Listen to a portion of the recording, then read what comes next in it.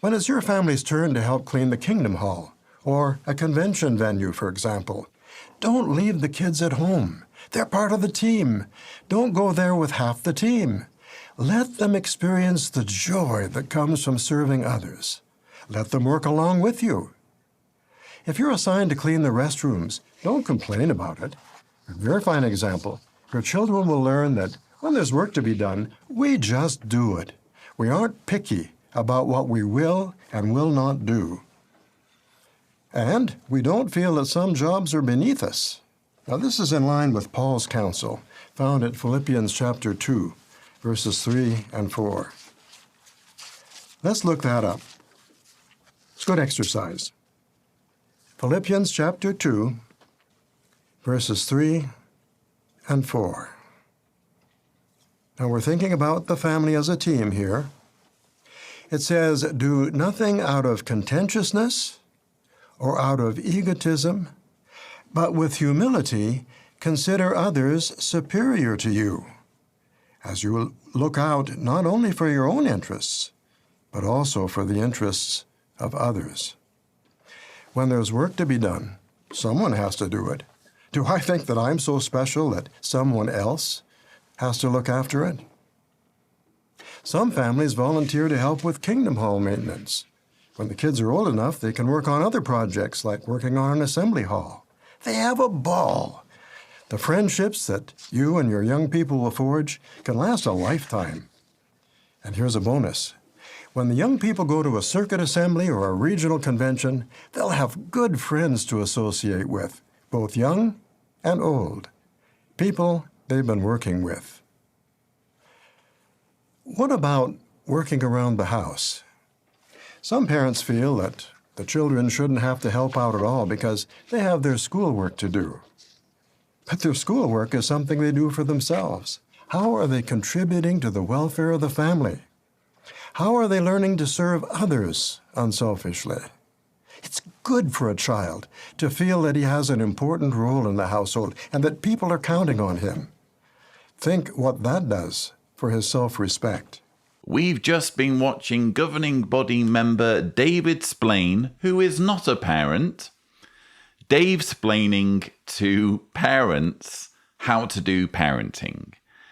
In his talk, Work as a Team, which is part of the symposium, Follow the Roadmap to Family Peace. Apparently, David Splaine is all about child labor.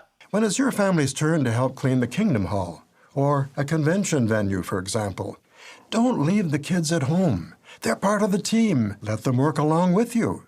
Calling all Jehovah's Witness parents, we want your kids to clean our real estate. That's what we've just heard David Splaine saying. Because who ultimately owns these buildings? You know, in theory, a Kingdom Hall should be owned by the congregation, but who pockets the proceeds when it gets sold? It's Watchtower. It's the organization that is led by David Splaine and his colleagues on the governing body. So when Dave explains to Jehovah's Witness parents about the merits of children mucking in and doing their share, he's not really talking about something that will greatly enhance their development as human beings. He's talking about something that benefits him. And to put this in a bit of context, I was recently on Twitter and I saw this video, which Tibor will hopefully overlay, of a 3-year-old chimney sweep in the 1930s. So this is footage of a chimney sweep taking his apparently 3-year-old son up on the roofs, down the chimneys, basically doing a grown-up's job, not just any grown-up's job, but a really mucky, messy, hazardous to health grown-up's job when he's only been out of the womb for 3 years. That's child labour. And I think most people watching this can think of examples where they've maybe been on holiday in other countries and they've been in situations where perhaps someone in a shop has served them and you're thinking, you're a kid, you know? What are you doing working at this age? When you are a child, you should be allowed to be a child. You should be allowed to play. You should be allowed to develop at your own pace. You certainly shouldn't be being dragged around kingdom halls, assembly halls, convention venues, just so that it benefits David Splaine and the organization he is leading. I can remember actually doing quite a lot of cleaning of various venues and kingdom halls and assembly halls as a child. I have vivid memories of being taken to Main Road, which used to be the ground of Manchester City Football Club. I'm a United fan, so I didn't really enjoy that much. But we used to go to Main Road, and I found myself in all sorts of grotty corners of a football stadium, you know, with a mop and bucket, cleaning up really, really dirty terraces. And I was a child. And I was doing it so that a cult could have a nicer place to indoctrinate its members. That's what I was doing. So that's what ultimately we're talking about here in David Splaine's talk. Don't let him fool you, especially with his ridiculous bonus offer. And here's a bonus. When the young people go to a circuit assembly or a regional convention, they'll have good friends to associate with, both young and old. People they've been working with. They'll have cliques. They'll have people they know who are their mates. They won't be quite so interested in branching out and getting to know new people. How is that a bonus? Doesn't this contradict what we've heard in other talks where you're supposed to branch out and broaden your horizons when it comes to making friends? Then we have his outrageous comments about schoolwork. Some parents feel that the children shouldn't have to help out at all because they have their schoolwork to do. But their schoolwork is something they do for themselves. How are they contributing to the welfare of the family? Apparently, it's the job of a child to contribute to the welfare of its family. And how dare a child do something for itself by doing its homework and doing its homework thoroughly?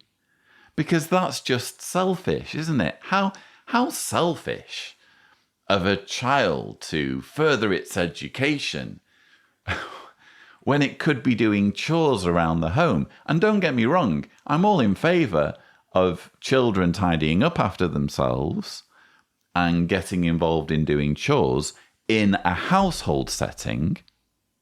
I think it's wrong for David Splaine to exploit children and basically enlist a child workforce in cleaning and maintaining his real estate portfolio or the real estate portfolio of Jehovah's Witnesses. But in a family setting, sure, children should muck in. But the schoolwork comes first. The homework is always the priority because they're developing as human beings. They need to learn. And the more they learn at a period in their lives when their brains are constantly absorbing information, the better they'll do in life. But again, David Splaine isn't bothered about the welfare and well-being of children and what's in their interests. He's only interested in his own agenda, which is that of making sure children become compliant, industrious drones for his cult. And how insulting that a man who's never had children is lecturing parents with such woeful advice. I mean, don't get me wrong, it's okay to have an opinion on child raising as a non-parent. But in this situation, we have a non-parent giving terrible advice and doing so in a way that's clearly intended to benefit him and the organization he is leading. A father named Stephen said, "When nothing is expected of them, children learn that they're here to be served, and they grow up with a distorted view of what life will require of them." We might ask, will a young person with that attitude even be able to keep a job? When some in the world lose their job, they remain unemployed for a long time. They can't pay the bills. Yet there are job opportunities all around them. But they consider those jobs beneath them. And what's one of the most annoying traits an employee can have? Ask any boss. When the worker is asked to do something, he replies, "That's not my job." Teach your child that anything that needs to be done is his job if he's old enough and capable of doing it. How early should parents start to assign chores to their children? Some experts have found that children who are 3 years old or even younger can be taught to help out. They can learn to pick up their toys, clean up spills, sort laundry. Older children can vacuum, wash the car, prepare a meal. I'm happy to say that many young brothers here at Bethel are excellent cooks, which is often the result of fine parental training. Do you remember the video where Caleb is taught to clean his room and put away his toys? That video was a game changer for many children. They want to be just like Caleb. And now, when you enter their room, you can find the bed. Well, that's an awkward soundbite, isn't it? Coming from a leader whose organization covers up child abuse so that people enter children's rooms and terrible things happen and it all gets covered up because there is a literal database of names of accused child predators that are being kept from the authorities. So thank you for that soundbite, David Splaine.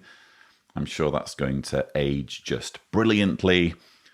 But yeah, more Davesplaining. I think that's a phrase we're going to have to use more and more because what an arrogant man David Splaine is. And clearly he values his ideas and opinions a great deal, including in areas where he frankly isn't qualified to speak. And I can't help but notice him pulling that same old trick of citing unnamed sources in support of his views. How early should parents start to assign chores to their children? Some experts have found that children who are 3 years old or even younger can be taught to help out. Some experts have found. I'm not going to name them. I'm not going to tell you where I've got this information while I'm in the process of telling thousands, if not hundreds of thousands of Jehovah's Witness parents how to raise their children. I'm not going to give you any names or any publications. Just trust me, because I'm David Splaine. Why would I lie to you about this? And also, even what he's saying, if you actually study the words, he says some experts have found that children who are 3 years old or even younger, I'm thinking again of that imagery of the 3-year-old chimney sweep in the 1930s. Some children who are 3 years old or even younger can be taught to help out. Doesn't mean should. Doesn't mean should be taught to do everything or any job that comes up. I have a 3-year-old daughter, and we're teaching her to tidy up her toys, but we're not going to stick her on the vacuum cleaner. We're not going to have her sorting the laundry. We're not going to view her as kind of a staff member for the family. She's a child. And Julia will be given the opportunity to blossom as a child and enjoy her childhood and enjoy playing. This is what the governing body don't seem to get because, again, they're not parents, apart from Tony Morris. We've heard Stephen Lett complaining about how much children play. Jesus was saying that adult people were acting like children. Children love to play. So the negative trait of young children is that they prefer play over responsibility. Think about it. The vast majority of the waking hours of a small child are spent playing. Play, play, and more play. Most of their life is fun and games. Children playing is apparently a lamentable thing, a thing that ideally they shouldn't be doing. That's the mentality of the governing body, of people like David Splaine, of people like Stephen Lett. And that's the mentality they bring to the table in thrusting their ignorance on parents and telling parents how to raise their children. Heaven knows what generations of Jehovah's Witnesses are going to turn out like, who are products of this advice. I mean, thankfully, I like to think that most parents will take all this with a pinch of salt. They'll maybe think, well, bless him. You know, we take on board your advice, Brother Splaine, but we'll decide for ourselves how to raise our children. Thank you. I hope that that's the attitude with which his Davesplaining is greeted. But here is a man who is clearly not living in the same world as everyone else. I think that's painfully obvious when he talks about some in the world losing their job. When some in the world lose their job, they remain unemployed for a long time. They can't pay the bills. Yet there are job opportunities all around them. But they consider those jobs beneath them. When was the last time David Splaine had to hold down a job? That would be my question. If he's ever had a job, it would have been in his younger years before he became a circuit overseer. I think he was a circuit overseer back in the 70s, if memory serves. So we're talking decades since this man, if he's ever had a job, would have been in employment. And here he is talking about the proper attitude to work and what attitude is required for holding down a job. Interesting that he refers to people in the world. When people in the world lose their job, they remain unemployed for a long time. Well, can't the same be said of Jehovah's Witnesses? Why are you suggesting that this is only something that would affect people in the world? Are you suggesting that people in the world are more likely to lose their jobs and remain unemployed for a long time because they don't have the fabulous attitude towards work that Jehovah's Witnesses have? That seems to me to be what he's suggesting. But suffice to say, his advice here, just as with his advice, his unsolicited advice on parenting, is hopelessly backwards, hopelessly ill-informed, and ultimately hopelessly self-serving.